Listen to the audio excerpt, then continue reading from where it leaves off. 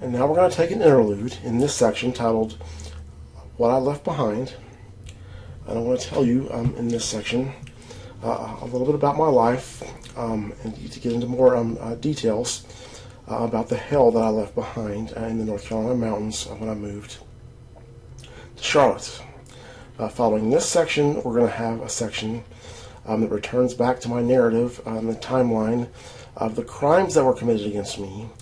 And in that section, I want to talk about my condition and my PTSD that I developed as a result of Wells Fargo's abuse following this hospital stay and this civil commitment process, which was a kidnapping. I developed very, very, very severe post-traumatic stress disorder, and it only gets worse, as you'll see in future videos. You will see that the criminal master is just getting started. Okay, as of this the crimes that we've discussed thus far, and there will be no relief in sight for a very long time, or actually no relief in sight at all, really. But if you want, you can skip this section and skip the next section if you want to get back to validating the crimes that have been committed against me. But what I want to discuss in these videos that I'm going over right now, this is very important to understanding the story, very important to understanding the background, and you will see why what has occurred is such a big deal to me, and why this whole thing has caused me so much pain. So I was born on November 1st, 1980, and both of my parents came from poor families. In particular, my mother came from a poor family, and my dad had some problems. He was a criminal at the time, and my dad he was a psychopath. He was never diagnosed as this, but he fit the profile. He told me himself, shortly before he died, he told me he was a psychopath, and I knew it before then, obviously. And I was also, I'm autistic. Okay, I was born with a condition called autism spectrum disorder without accompanying intellectual impairments. I wasn't diagnosed until I was 35, but this is a condition that you have for your whole life. If you have it at 35, you've had it from the beginning. And my family was very dysfunctional and very abusive. Actually, I'll say extremely dysfunctional. I'm extremely abusive. But my mother left my father when I was 3 years old because he had beaten her up on a couple of occasions with me in the residence. He was manufacturing drugs. So we had to move. Or my mother left him, and we moved in with my grandparents, my maternal grandparents. And we lived there for several years. And it was about when I was 3 years old that the severe child abuse started from my grandmother. I was horrifically sexually abused by my grandmother. And again, this started around age 3. And it continued, I would say, probably up until ages 8 or 9. Most of the memories are repressed. Almost all of them are repressed. But I have a reason to believe that I won't get into that probably took place and went on until about ages 8 or 9. And by the ages 8 or 9, me and my mother had moved out of my grandparents' house, but I would still be staying over there at times. And the abuse would continue as I stayed there, I have reason to believe. And what she would do, I'll go ahead and tell you. There's something wrong with my grandmother. She would wear a witch's Halloween mask and molest me. Again, this started when I was 3 years old. And this is obviously extremely traumatic to a child that young, and for it to continue on for years, as I believe it did. This had an effect on me. Now my mother spoiled me rotten. I got everything that I wanted, just about. Every time she would go out, when I was a kid, she'd be buying me toys. And that's something that may surprise people about these abusive families, is that being abused and being spoiled are not mutually exclusive. My mother remarried around the time I was 8 or 9. And my stepfather was another person. He horrifically, emotionally, and psychologically abused me. I endured years of horrible abuse under him. It was a nightmare living with him. And this contributed, all of my home life, contributed to behavior problems that I had at school. And I kind of started off on the wrong tracks kind of early on, and I quit high school at age 16. Now, at age 13, I saw an outpatient counselor. They assigned me an outpatient psychologist for my behavior problems that I was having in school, and he helped me a lot. And then when this therapy discontinued, slowly but surely, some of the behavior problems started to creep up again. And I eventually I quit high school. I quit and got kicked out the same day, the day after I turned 16. And it was around age 15, towards the end of age 15, that I, at the end of the period when I was age 15, right before I turned 16, that I started using alcohol recreationally. And that progressed on into ages 17 and 18, into uses of other drugs, mainly marijuana, and then I used hallucinogenic drugs. I explained in my first videos how these hallucinogenic drugs that's what caused me to develop my mental illness, bipolar disorder type 1, that I'm diagnosed with. Now, in school, I was known to be extraordinarily gifted. Okay, I was called a genius repeatedly my whole life, especially in school, but even after school, people call me a genius. But I was perceived in elementary and middle school, even in high school, as I started to screw up worse and worse. People thought that I was just going to have every advantage in life because I was so unbelievably gifted. And by the time I quit high school, I'd gotten a job at a pizza restaurant. I got that job around the time I was age 15, not long before I started drinking alcohol. And I would work at this place for 7 years until it closed down, and then I would go and work for a gas station. And now in the next video, I'm going to explain how all of these facts tie in to what I left behind, what I needed to leave behind in the mountains when I moved to Charlotte, and I'll add some context around these facts to explain some of the struggles that I've had in life. And this will help you understand why it was so devastating what Wells Fargo does to me when they invade my privacy. And this extraordinarily gifted mind that I had, that everyone recognized me for in elementary, middle, high school, and that I was recognized for later on in other contexts. This is a product of my autism, that I have this extraordinarily intense mind. And when I leave school and I go to get a job, in the years that follow, another aspect of my autism becomes apparent, in that I am handicapped. Okay, that as good as I am at learning from books and calculators and computers, this is my natural domain, is books, calculators, computers, electronics, stuff like this. The broader range of life's tasks, I am severely impaired. One major impairment that I had was that I had an extraordinarily difficult time learning to drive. I didn't get my driver's license until I was 24. I started trying to learn to drive around the time I was 15, and it took me, probably a little over 8 years to learn how to drive. I also had a real deficit in social skills. That I had a social impairment. I didn't know how to be around people. And I'd also, I told you I had these behavior problems in school that tied back to the environment that I was raised in. It also has partially to do that I inherited some of my father's deficits, I believe. And my father, he had deficits in his character due to his personality disorder that he had.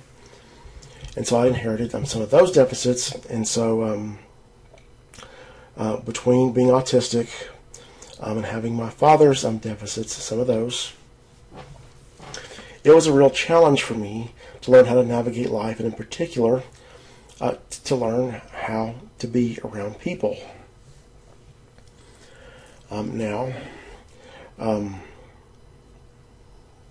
This social naivete that I had, I was kind of overly trusting of people, and not I didn't fully grasp, I don't think, how vicious people could be. When I first left school, as I go on to have my own social life and work life outside of school, that I had some things to learn that would surprise me in terms of how other people would perceive me and how they would respond to me. Okay, and I ask you to stick with me. This will all make sense. I'm driving to some points here. I'm driving to a conclusion. But so I left off. I have all these impairments. I have the social impairments. I've inherited some of my father's deficits, which what goes on there, in a sense, is that I don't know what it means to be a human being. Okay, and that's a whole loaded statement right there. There's a lot involved there. That's a big statement. I could elaborate on that for a long time about the development that I had. As I continued, to go through the years in my early adult life, about the development that I had related to that, and then all these deficits set you back, and in particular, not having my driver's license until I was 24. This closed off a lot of possibilities that I relied on. I had a friend that would take me back and forth at times, or a lot of times my mother would take me places. But I'm tethered to these people's schedules, these people that drive me around. I'm tethered to their schedules and their whims. And so this really puts a constraint on me in being able to live independently and to go to college and things like this. But I'm going to come back to all these deficits later on. But right now I'm going to shift topics and talk about something. Some other things that happened in the mountains was that when I went to the hospital at age 18, it was I stayed there for 72 days, and it was a police officer that had transported me to this hospital. And I'll skip the details, but what happens is after the fact, after I am back from the hospital, there becomes people have a mistaken impression, or there's a mistaken idea, a mistaken notion that when I had been transported by this officer to the hospital, that I had snitched on someone who had sold me marijuana. And this misperception had to do with the fact that when the officer came to get me, to take me to the hospital, I had marijuana in my possession. And what happens is that the officer takes me, he puts me in his car, he takes me to a hospital called Cannon in Linville, North Carolina. And they empty my pockets and they find this marijuana. He says, "Clint, we're going to have to take your weed from you. You can't have this." Okay, and there was no consequence, no threatened consequence. But I'll skip the details. What occurs here, there becomes a mistaken impression that I had snitched on this person that sold me marijuana to as a quid pro quo to get out of my marijuana possession. There was also a mistaken impression that I believe was almost certainly mistaken, that I had ruined the business of the guy who owned the pizza restaurant where I was working at, which he did have in the year 2000, which was 1999 that I went to the hospital.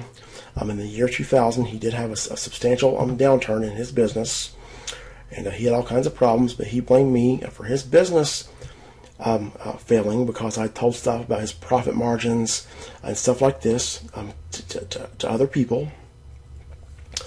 Then there are also other people that I'd worked with that had blamed me for problems in their life, for ill consequences of me sharing information about them.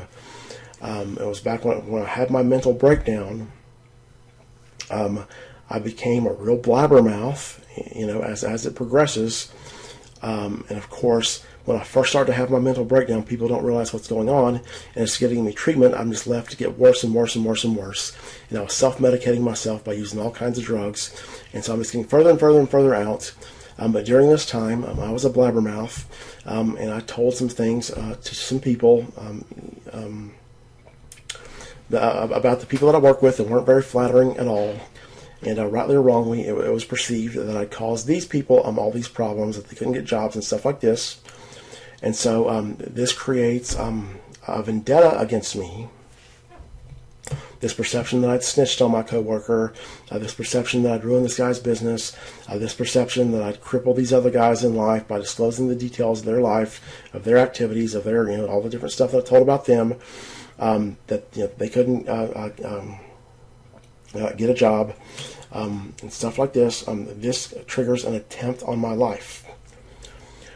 I'd been sold a marijuana cigarette, and when me and my friend go to smoke this marijuana cigarette, we find a wire in it, and this wire was coated with boric acid. And what happens is you light this joint, and the heat of the lighter and of the joint burning heats up this wire, and it causes this boric acid to vaporize, and it goes in your lungs, and you die. Now, I mentioned how I told some stuff about the guy that owned the business, that owned the restaurant I worked at.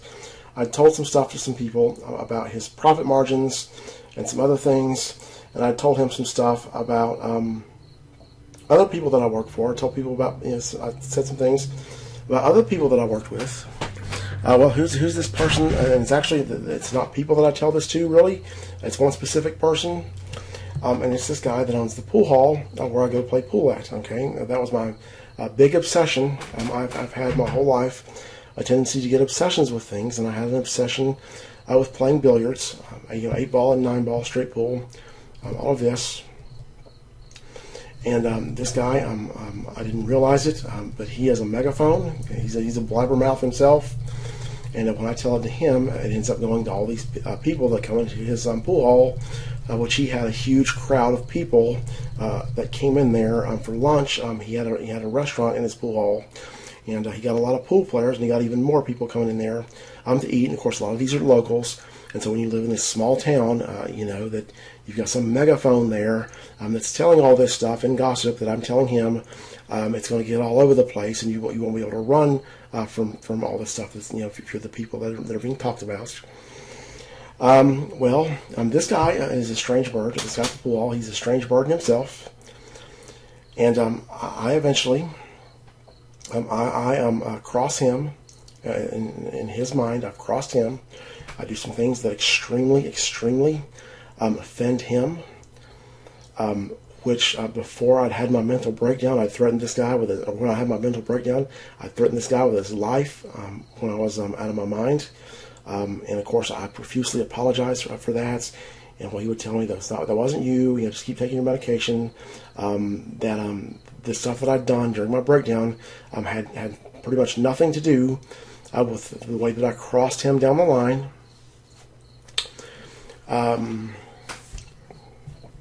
And again, I didn't really cross him. Okay, again, this guy's a strange bird. But he perceived that I crossed him and that I'd done him some great wrongs. And he became very offended. And this guy has a personality type that's been called the Invalidator. And you've probably never heard of that. But the Invalidator is a subset of narcissists. There's this guy named Jay something or another that wrote a book called Nasty People. And it talks about the Invalidator. And if you talk to any competent psychologist who's had a lot of experience dealing with people with narcissism, narcissistic personality disorder, When you piss off these narcissistic people, when you wound their self-esteem and you wound their image out in the public, they get it out with you with intensity. And I'll skip the details, but what happens is these people from the restaurant that thought that I wronged them, they get in with this guy at the pool hall. And all of these people, the people at the restaurants, the people at the pool hall, or the guy at the pool hall, they had an extreme vendetta against me. Okay, these people had it out for me with intensity. And they did everything that they can to turn people against me. And one of their main tactics was to mention to people about how I'd been to a quote-unquote mental institution. And I have reason to believe that a lot of very exaggerated stuff about my stay at this hospital, about the reason I went there, a lot of grotesquely exaggerated stuff that was extremely cruel to me, was part of what was spread around by these people and by subsequent people. So what happens is they tell people this stuff about I've been to a mental institution for XYZ reasons, and then those people they spread this garbage, and it becomes a nightmare. And so that's one key takeaway. Okay, so again, I'm driving to some conclusions here. And I've been very, very brief. I'm deliberately being brief. But here's a big, big takeaway, is that I had people in the mountains that had it out with me with intensity. Okay, I have this guy at the restaurant who blames me for the destruction of his life, basically, because that's what happens when his restaurant fails. It's a huge blow to him. I've got these people that think that I snitched on them. That obviously that offends people. That are drug dealers and stuff like that. That pisses them off. And then you've got this guy from the pool hall, who again is a very strange bird. He has an overreaction to stuff, but him in particular, he had it out for me with intensity. And I have very strong reasons to believe that he participated. First off, I have strong reasons to believe, very, very strong reason to believe, that he knew about this plan to kill me. And I have a very, very strong reason to believe that he may have participated in subsequent plans to kill me. And this guy, again, he is driven by an irrational, passionate hatred that is unbelievably intense.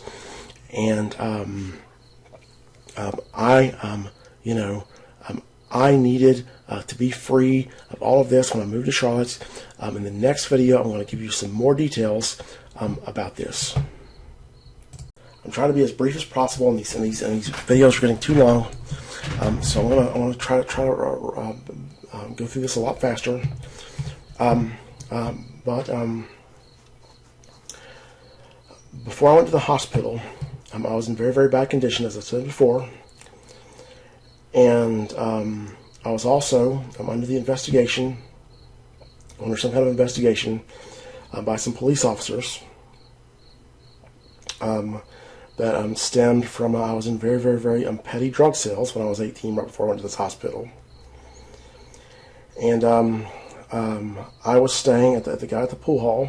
I was staying in he had in his the lower floor of his house. He had an apartment that he rented out. And I was staying with that guy, and I have very, very strong reason to believe that they recorded me saying some extremely bizarre, crazy, disturbing sounding stuff that I'd said during this time. That they'd recorded me saying this. And so I've got this guy, that has it out with me with intensity. And he's probably got this recording that was made of me. And related to that recording and the stuff that I said, there's some other behavior patterns that I had that are related to that. Was that as a youth and as a young man, I perceived myself to be a kind of disturbed, evil person. Okay, now in reality, I was not. But that's how I perceived myself to be. And I would act that way a lot of the times because that's how I perceived myself to be. and that's how I expected others to see me. So I would say disturbing sounding things. And when I was, from the time I was 11, 12, 13, I would play these violent video games, and I would watch violent movies, and I would say disturbing sounding things. And I would say these disturbing sounding things, and it seemed to others, a lot of people would think that it seemed like I'm preoccupied with violence. The way I watch these violent movies, I play these violent video games, listen to all the sinister music, with the lead singer's got a Satan star tattoo on his arm, and this would cause people to see me as a disturbed child, a disturbed youth, and I would internalize these perceptions of others. And I would start to even more see myself this way. This was like kind of a confirmation of the same way that these perceptions of others were a reinforcement and a confirmation of the perceptions that I had about myself. Now, why on earth would I have these self-perceptions when this is not actually how I am? Well, it goes back to this abuse that I suffered starting at age 3. And when you are that young, you're 3 years old, you are hardwired to believe that your caregivers are perfect.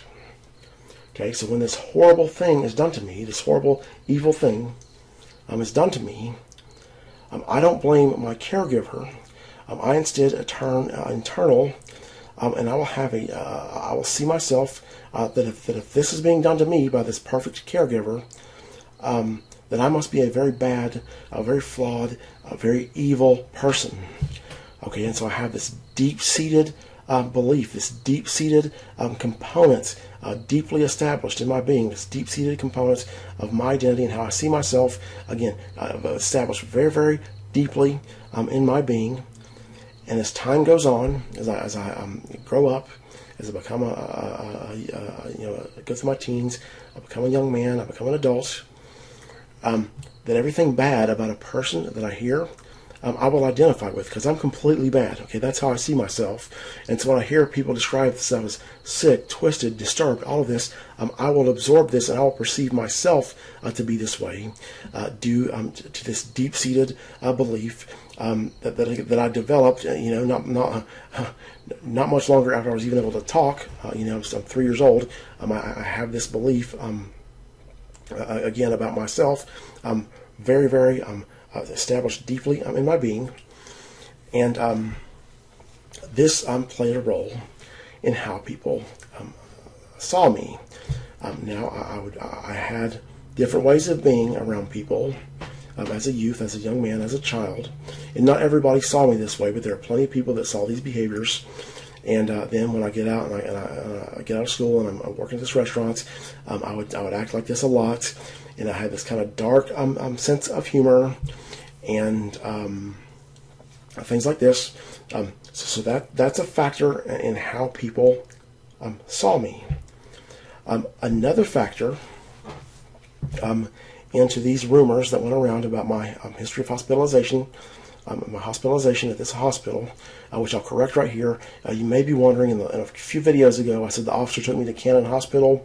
He takes me to Cannon Hospital to be talked to by a doctor, and then after we leave Cannon, we go to Broughton. That's where I end up staying. But I had a habit when I got out of the hospital. I had started to study psychological disorders, and I had a habit of self-diagnosing myself with everything under the sun, and this included a self-diagnosis that I was a psychopath, just like my dad was.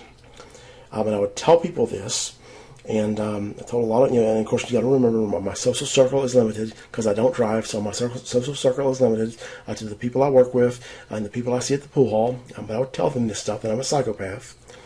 And they would all tell me that, no, you're not. What are you doing? I had one guy tell me, you're taking a cold and turned it into the flu. When I tell him my reasoning for why I have this condition, I eventually bring this up to my psychologist, the self-diagnosis, and I'm expecting him to confirm it and say, yes, you're a psychopath. But what he does is he tells me that, no, you're not. And he says, you're self-diagnosing yourself with cancer. Now, by the time that my doctor had corrected me on this and told me that I wasn't a psychopath, and you have this test, this checklist called the PCLR that you use. And we do this very informally, but the cutoff score is 30. So if you score 30 points, the maximum score is 40. If you score 30 out of 40, you've got the condition. And if you don't score 30, if you score less than 30, you don't have it. And I think I was either a 12 or an 18 or something like this. And again, we did this very, very informally. So even whatever score it was is probably not accurate. But I didn't meet the bar. But what happens is the people at work, the people at the pool hall, this becomes more ammo for them to use against me. That even though they would tell me when I would tell them this stuff, that no, you're not like that at all. You're a kind-hearted man. You're a little eccentric. You're eccentric, but you're different. But you're not a psychopath. You're crazy for thinking this. This became ammo for them to use when they were competing with me for girls. And that's one thing that I noticed. Again, I was socially naive because of this autism. But I would notice, that when I tell them this stuff, they say, no, that's not true. But then when girls came around, they would encourage me to talk about this stuff. And this became a social tactic that was used against me after I left the hospital and in the years that followed. And this social tactic prevented me from getting a girlfriend the entire time that I lived in the mountains. Okay, I want to add some more details here. That another thing is, after I got out of the hospital, I picked up the hobby. I picked up reading as a hobby. And I became an avid reader, and I had a preoccupation with these true crime books about Ted Bundy and the Green River Killer and Henry Lee Lucas and all these guys. Which that ties back to my autism, that I have a tendency to get preoccupied with the things that I'm interested in. And so there for a long time, after I got out of the hospital, probably for about a year, I was constantly reading these true crime case studies of serial killers and stalkers and stuff like this. And this was another factor that came into play about how people saw me. And so you can imagine, with all of these factors that I've given you, how all these rumors can mutate into something massive. And given the fact that I'm in this small town, how I couldn't escape this stuff. You've got these people, that saw me when I was a kid, when I was a teenager. The different people that would see me as this disturbed child. They felt I was preoccupied with violence and stuff like this, and all these different ways that I had of behaving. And then I go to the restaurant, I've got this dark sense of humor, and I'm saying this disturbing sounding stuff. And then I go to this hospital, which is perceived to be a place where Hannibal Lecter's on the left, so stay to the right. And I am myself, and again, my social circle is limited. This rumor that I'm a psychopath gets spread around by all the by the people that I tell this to, and it was the main function, the main way that they use this was to compete with me for girls. But I've been to this hospital. And I've said all this stuff. And I'm preoccupied with books about serial killers. And people come to the restaurant and they see me. I've got a book sitting there, a new one every month. I've got one or every week, whatever it happens to be. I've got a new book about some new killer, some new stalker, some new mass murderer, whatever that is. That this really becomes a problem. And what happens is that I get to the point that I cannot go anywhere without these rumors following me around. And so I'd gotten a job at a gas station. Here I want to break a little bit. I want to return back to that where this break off, where I say I can't go anywhere without this following me around. I want to take another interlude here and tell you about what happened after I left the restaurant. Is I got a job at a gas station. And I had all these girls coming in there, and I was very, very popular. They like me. That I have some qualities that I can't fully pin down, but for whatever reason, I have no problem getting very, very, very attractive women interested in me. I kind of do this without even trying, and this has been a consistent thing with me since I was probably 17, 18, around those years. And that was partly why that they would use this tactic against me about bringing stuff that I've been to this mental hospital and stuff like this. Was because I would get these unbelievably attractive girls and women talking to me, and it's like they didn't know what else to do, so they would do this, and this was a big frustration with the guys that I knew, that they couldn't stand it how these girls like me better than them when I don't appear to have anything at all going for me. Okay, I'm 22, 23 years old, working at a gas station with no driver's license. Before that, I'm working in a pizza restaurant with no driver's license. I'm a dishwasher. Like what the hell is this? And in the meantime, they lift weights, they use steroids, or they have whatever overblown conception of who they are, that they're some kind of whatever. But returning back, I had all these girls that liked me and thought well of me, and I was kind of a superstar at the gas station, very strangely. You don't typically think of the gas station attendants as being a superstar. People love me to death, and all the customers would come in there, the regulars. Probably had 120 people or 150 people that I kept up with. I knew what was going on in their life, what they're doing for their job, what they're doing for their education, where they work. I have this extraordinarily good long-term memory or hold details like this, and I was kind of a superstar. And I'd been saving money to build a garage to put a pool table in. It's what I did for the most part, and I'd started doing that after I got out of the hospital. And I continued to do this at the gas station, and so I didn't have much of a social life outside of work. But what happens is around age 25 to 26, I start to go out to the bars and stuff. And then at age 26, I go back to school. I go back to college. I decide to go to college. And once I start going to college, I'm going out around town even more. I hang out at different bars, restaurants, and stuff like this. And here's where we return back to where I say I couldn't go anywhere without this stuff following me around. So what happens is I go to a local bar. I see some girl that doesn't know much about me except she saw me in the gas station, or she knew me from some other place, or she saw me somewhere. Maybe she hasn't saw me at all. And I go up to her and I start talking to her, and she's all giddy. She thinks I'm the best thing since sliced bread. Women have this thing. It's like they get kind of mesmerized by me, and I seem like such a fun guy. I'm so funny and so fun to be around, and I've got my own way of doing things, which is kind of appealing. And so they'd be very interested. I might get their phone number. They might just proactively hand me their phone number. And then what happens is the next time I see them, they have went completely cold on me, 180 degrees. They act like they might act like they're scared of me, or they might treat me like I have a disease, stuff like this. That it becomes obvious to me that's what's happening is these people are, as soon as I leave whatever venue I'm at, all the people in this venue that heard this garbage about me are going and swarming this girl and tell her all this garbage. And then what happens is they feel ashamed or embarrassed for the fact that they even like me in the first place. And of course, as time goes on, and this increasingly prevents me from getting a girlfriend, the way that these rumors are spread, and the way these rumors about my hospitalization, the fact that I don't have a girlfriend, that I've never had a girlfriend, becomes another source of stigmatization they can use against me. And so these girls, they would, I got the sense that a lot of them felt embarrassed for liking me in the first place. They try to reverse engineer it in their mind that they never liked me at all.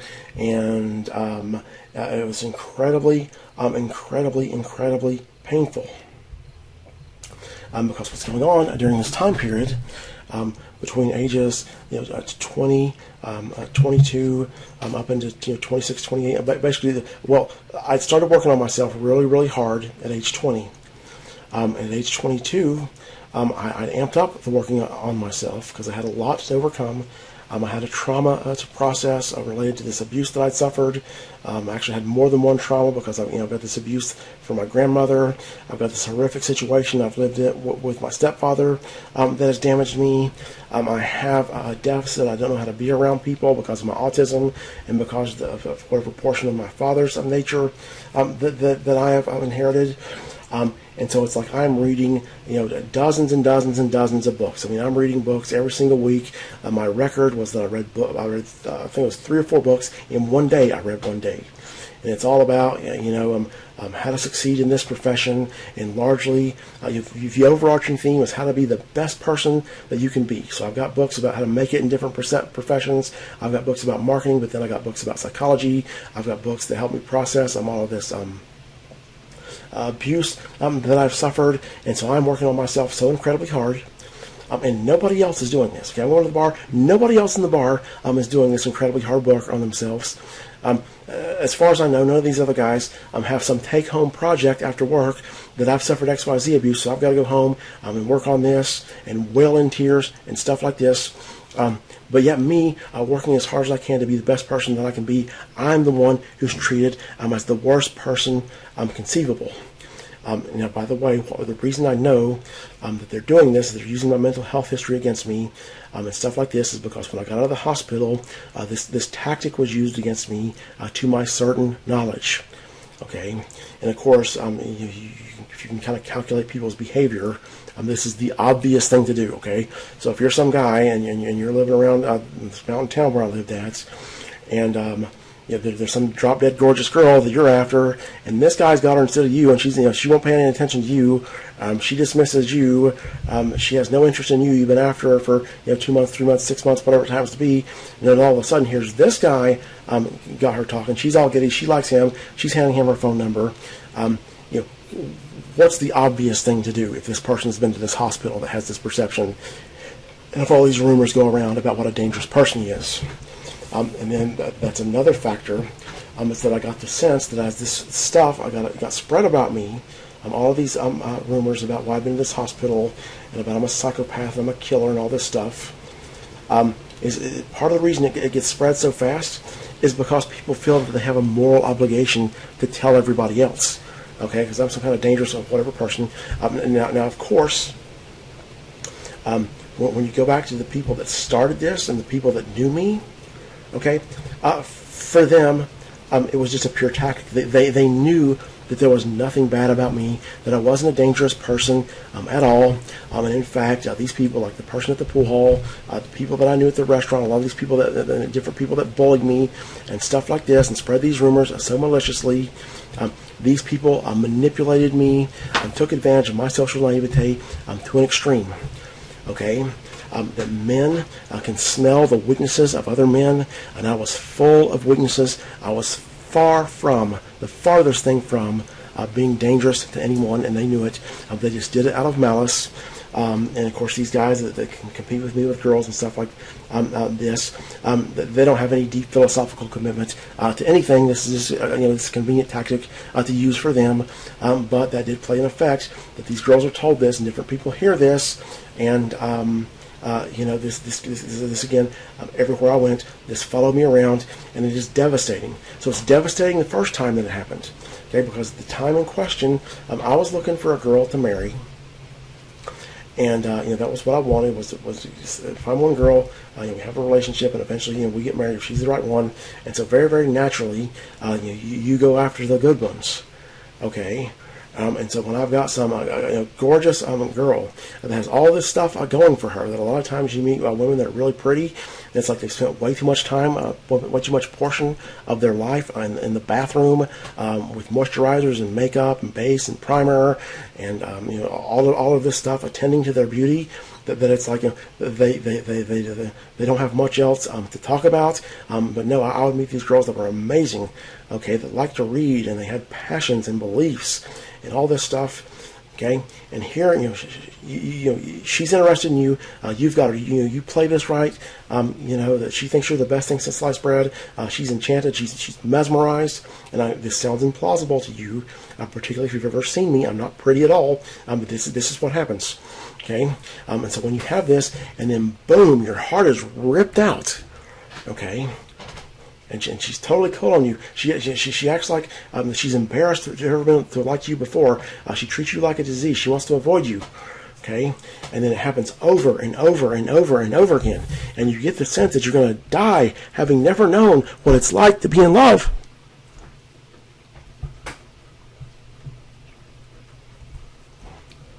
Okay, that this is murder. Okay, and so I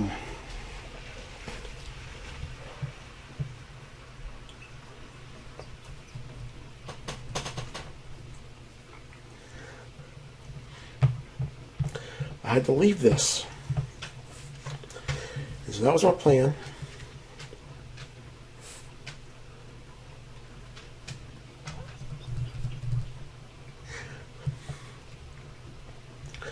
I was going to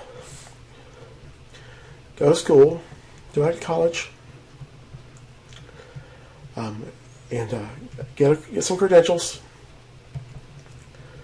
so that I can move somewhere else and start over. And I was, of course, over time, I was treated as a stigmatized person by everyone. It wasn't just these girls that I talked to. And of course, I had these people that had it out for me.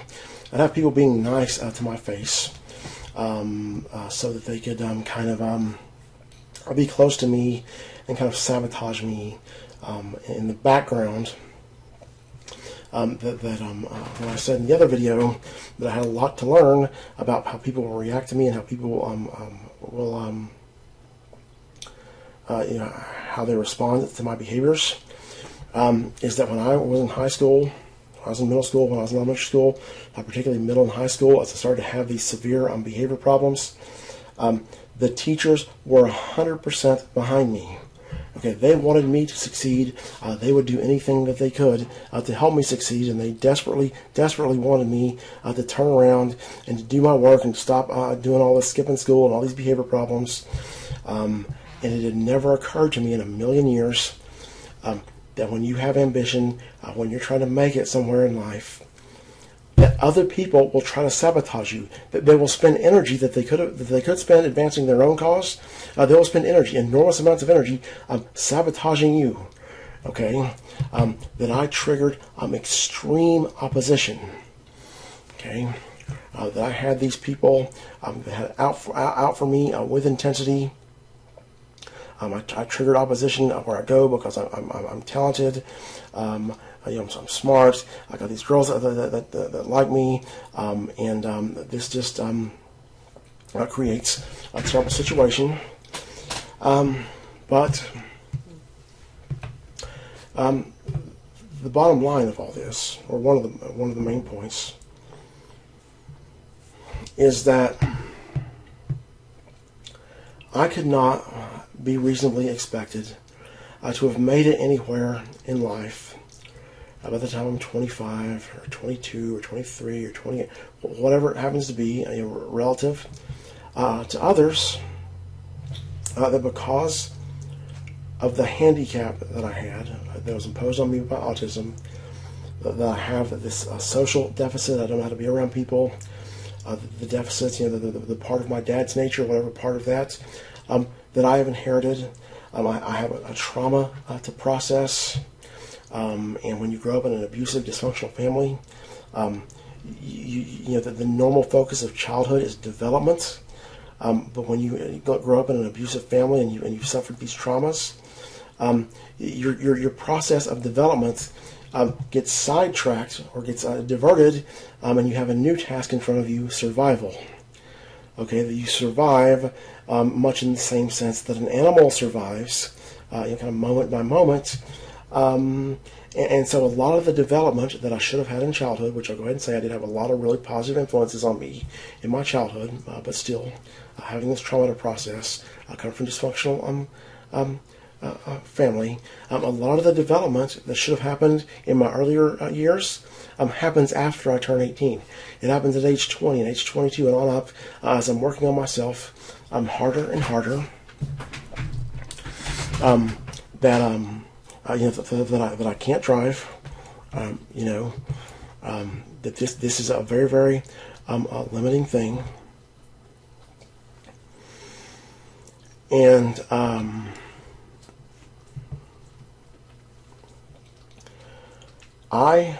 in life, I have to be graded on a curve. Okay?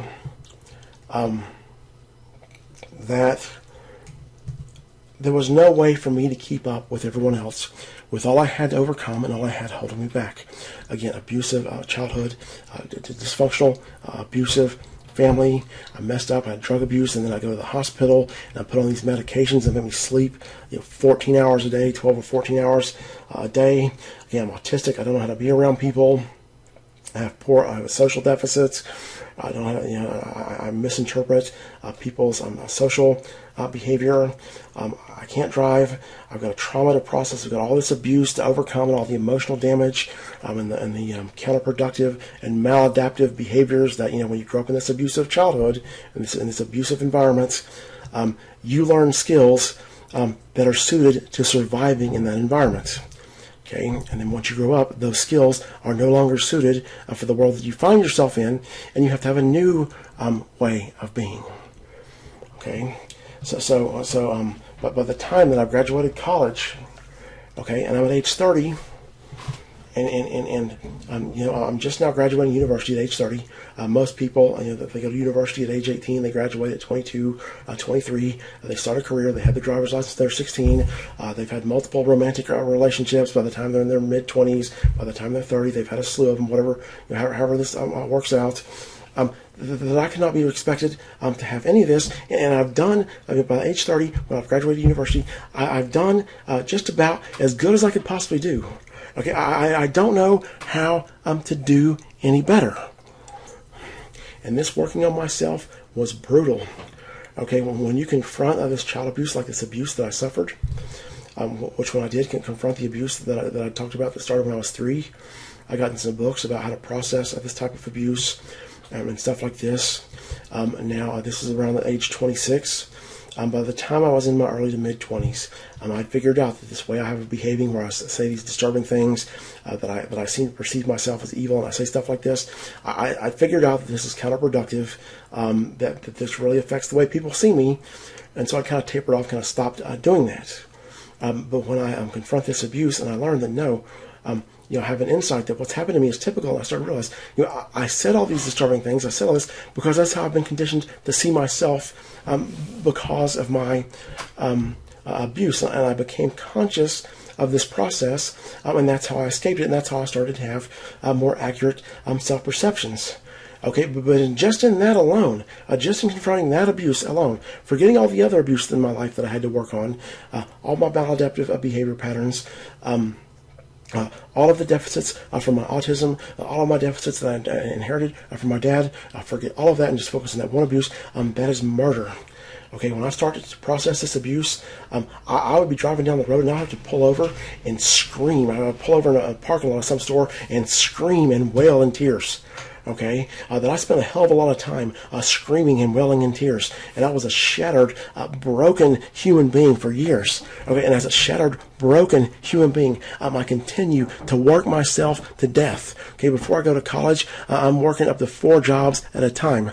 There was a period of about 6 months where almost every week I worked 80, 90, 100 hours a week for 6 months. Okay, there was a time that I was going to school and working 2 jobs, working a part-time job and a full-time job, and going to college, taking a brutal caseload. Okay, that I've never met anyone who's tried as hard as me. Okay, and so a big part of this is that I've got to be graded on a curve. I can't have all this held against me. The fact that I've never had a girlfriend. Okay, and how do you do it when you've got a whole county of people running around telling everybody that you're Hannibal Lecter just because it's a convenient way to get at you? Okay, and when you have autism, you have the social deficit, that makes it that much harder. Okay, I can't have it held against me that I didn't have a driver's license until I'm age 24. Because as I would find out, this is very common with people with autism. A lot of people with autism never drive.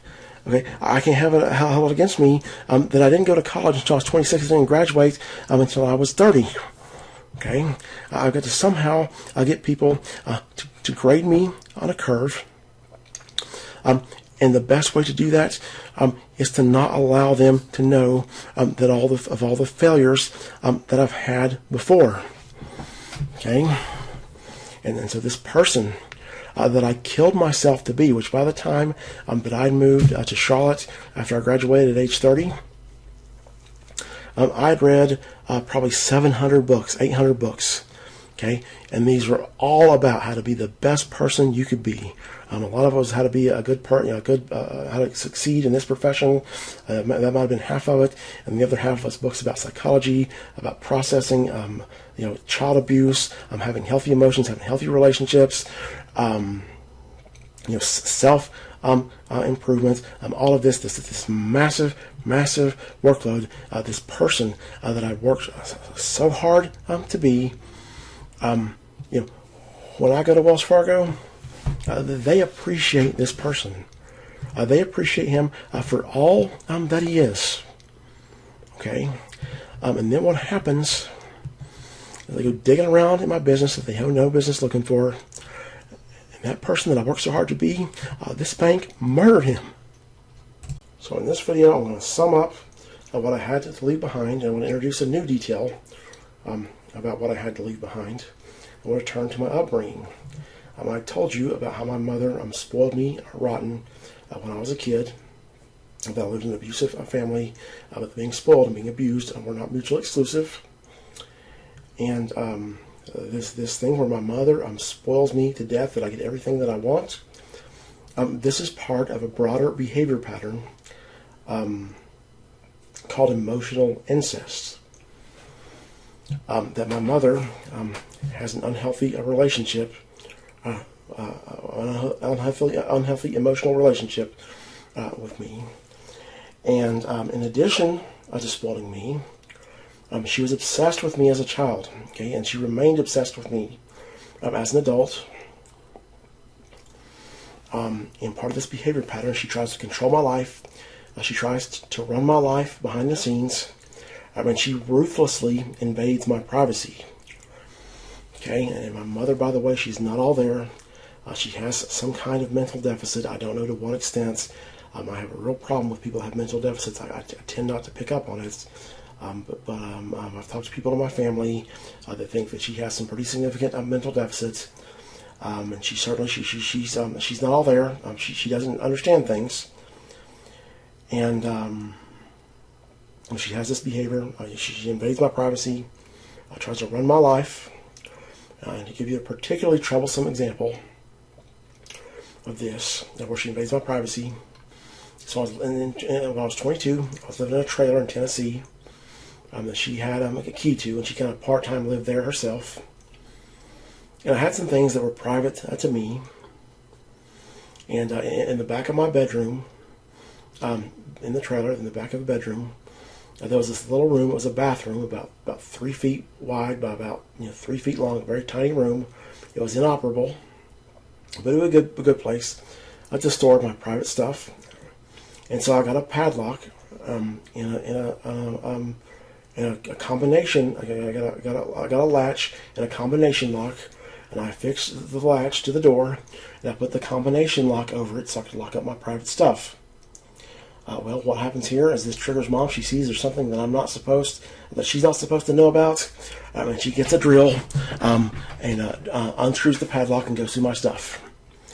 Okay, she unscrews the latch, so she doesn't have to figure out the combination to the lock. She can just remove the latch, remove the screws to the latch from the door and the other side where it was affixed to. And she can get through my stuff there. And then, of course, when I bring this up, she lies to me about it, trying to suggest that maybe it was somebody else. It was her.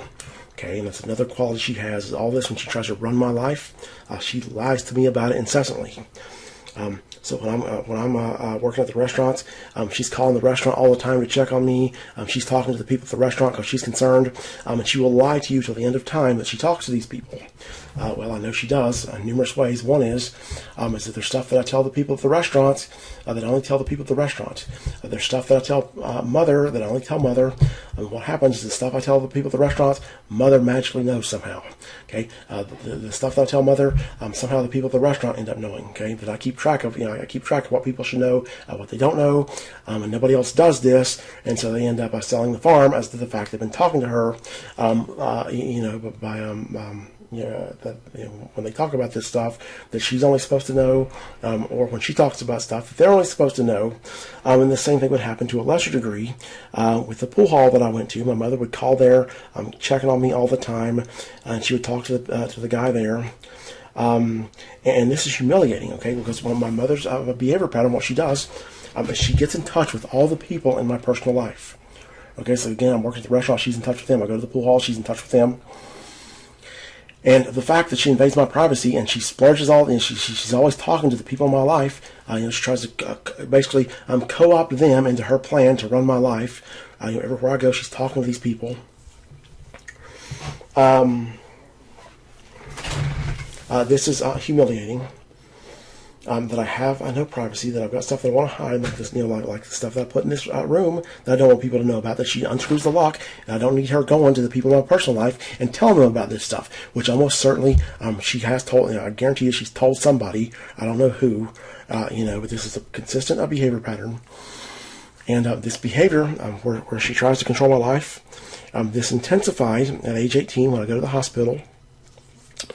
Because it was around the same time that I'd started to tell others about the child abuse that I'd suffered from my grandmother. My mother doesn't want this abuse getting out. My family doesn't want this abuse getting out. They try to discredit it by saying that it was a symptom of my mental illness, that because I've got a mental illness, I have some kind of a hallucination, either that or the fact that I've done LSD. That's another thing they try to blame it on, that I do LSD, and I imagine this abuse. So now we've got another motive. Not only is my mother obsessed with me in this unhealthy emotional relationship that she has with me, she's also got to go behind the scenes and talk to everybody. And if I've told her about this child abuse, she's got to discredit it and tell people that's because I've done LSD and this stuff. So when I move to Charlotte, I've got to keep my frickin' mother at bay. Okay, that when I get here, I am not giving anybody her name. I'm not giving her the phone numbers or the full names of anybody up here. When I go to work at Bank of America, and I go to work at Wells Fargo, and I put my emergency contacts, I don't put her because I would rather die than something happen to me and they have to call her. Because what she does is she gets in with these people. She's got this childish sounding voice. She's like this sweet little lady that's concerned about her mentally ill son. Okay, and these people, when she tells them this about her mentally ill and she's concerned about me, and with this sweet personality that she has and this childlike voice that's very disarming, it's like they forget I have any privacy. And they'll talk to her and hand her over whatever information she wants. And what happens is she ends up taking over my whole network. Okay, this is what she did to me in the mountains, and it is a nightmare. And I knew when I get to Charlotte, if I ever give anybody her name and number up here, I ever give her any of the names of the people up here, she's going to take over my entire network, and I'm going to be in the same situation that I lived in. That was a nightmare for my whole life in the mountains, where I'm surrounded, that everybody I know is talking with my mom behind my back, and they're trying to run my life. And this is particularly problematic when you factor in that the people who are trying to run my life, okay, that my mother tries to co-opt them into this exercise of running my life. These are a bunch of people that I'm a liability for. Okay, then another pattern of my life is I'm a liability for everybody I know. I'm a liability for my family because of the abuse that I suffered and the fact that I've occasionally told people. Okay, I'm a liability for the people I used to work with at the restaurant because they tried to kill me. They want to try to kill me again, and they're also facing prison time if they ever get caught for the first part of it. So that's the nightmare that I live in the mountains. On top of the nightmare that I've already described to you of all the stigmatization and all this garbage, as I have a bunch of people who I'm a liability for, trying to run my life behind the scenes, as if they're objective third party, they're God, and they're an objective third party, as opposed to a bunch of people that are facing prison time and all this other stuff over me. Okay, so that's a big thing that I haven't mentioned up to this point, but that's a big, massive part of what I had to leave behind when I moved to Charlotte. The other was this campaign to destroy me between these people at the restaurant and this guy at the pool hall. And if this sounds crazy to you, if you don't understand this, that's your problem. It's not mine. Okay, I've been overly brief here on purpose. I'm trying to get this out there quick without providing too many details and getting too into the minutia. Okay, that the part that you're missing One part is you're missing some of the details that would make this make more sense. The big part you're missing is that probably is that you don't understand narcissists. What happens when you cross a narcissist. And if you're an expert watching this and this doesn't make sense, then you're not a real expert. You need another expert who's familiar with the way narcissists work and the way when you cross them and wound their self-esteem and wound their image in the eyes of others, they get it out for you. But these people at the restaurant, they had it out with me for me with intensity. They were working along with this guy at the pool hall. Skip the details there, but basically these people end up getting connected. And the guy at the pool hall, he had this video, this audio that was made of me that I'm almost certain was made of me, saying all this crazy stuff that could prejudice people against me. That was recorded when I had my breakdown. And I have reason to believe, it seems logical to me, these people at the restaurant and the people at the pool hall, that there may have been, again, a deliberate campaign to destroy me, that they may have gotten together and decided that they were going to run me into the ground. Okay, which they obviously, they have succeeded through this bank. Okay, that this whole situation, this nightmare that I've lived, when they bring it back, okay, I end up having, Wall Street Bank to fight with to try to contain this hell, and you can forget that. Okay, so that's the other thing that I had to leave behind. These people at the pool hall, this guy at the pool hall and the people that he had ringed in, and the people at the restaurants, they get in touch with anybody up in Charlotte. They're the same way. They're going to take over the whole network. They're going to tell them all this stuff about me, that I've been to a hospital. They're going to say all this stuff about me, that I've been in the middle of the hospital because I'm this, I'm that. He's got that tape he can play, people that will prejudice the hell out of people against me. And so at the instant that these people get in touch with the people here in Charlotte, and this guy at the pool hall, okay, this guy, he's got the mentality, this vendetta he's got against me, this thing where I've wounded his self-esteem, I've wounded his image and others, and this irrational, passionate hatred he has of me. This is something that he will never, ever, ever, ever forget. Okay, so what will happen is he'll get in touch, and the rest of these people will get in touch with these people in Charlotte. And all of this garbage that they say about me, and I'm a dangerous person that causes people to have a moral obligation to tell other people this whole effect, it'll all be replicated here in Charlotte. And all the people that they talk to, whatever the network is, if it's 50 people ultimately, or 75, however many it is, this ultimate network of people at Wells Fargo, or people wherever it is, whoever it is they contact, they say this garbage to one person, they say it to another person. There's this thing where there's strength in numbers. If all these people, all these people know me, presumably, they're from my earlier life. They've been around me for all these years. They know me better than these new people that I've met here in Charlotte. So what they say is true, and they're all saying the same thing. So here that passes as a fact. And they tell it to 1, 2, 3, 4, 5, 6, 7, 8, 9, 10 people. Those 10 people that they tell it to whoever else that may have known me. And then what happens is that inevitably these people they spread this stuff to. I will see these people out at some venue. Okay, so I've got a pool hall that I used to go to in Charlotte, and I'll go there, and magically one of these people will be there. Okay. And what one of these people, is, what they're going to do is they're going to start telling everybody else that they see I'm talking to me, and stuff. The other people in this pool room, they will spread this garbage to them. Now, if that sounds crazy to you, it's your fucking problem, not mine. Okay, that you haven't lived this nightmare that I've lived, and I know exactly how this works. I've seen it happen to an entire county. And what happens is it only takes one of these people, anywhere that I go, one of these people that's heard this garbage and that spreads this garbage, enters that venue where I'm at, okay, and it gets spread to all the people in there. And so what happens is, I start out, I've got these people saying this stuff about me. Okay, I go to some venue, I go to some place, I meet some people, I meet some girl. This girl gets told all this garbage about me, and some other people are probably told it too that hadn't heard it before.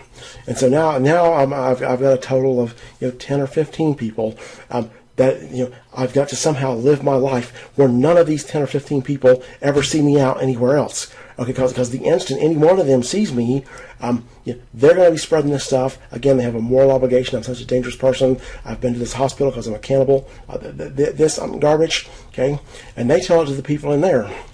Okay, and then so now it's mutated. I've got 30 people I can't see, and it goes on and on and on and on and on. And I have no idea how many people I had in the mountains that spread this garbage. But I would say it's probably at least 150, 200 people that I cannot be seen anywhere around with these people.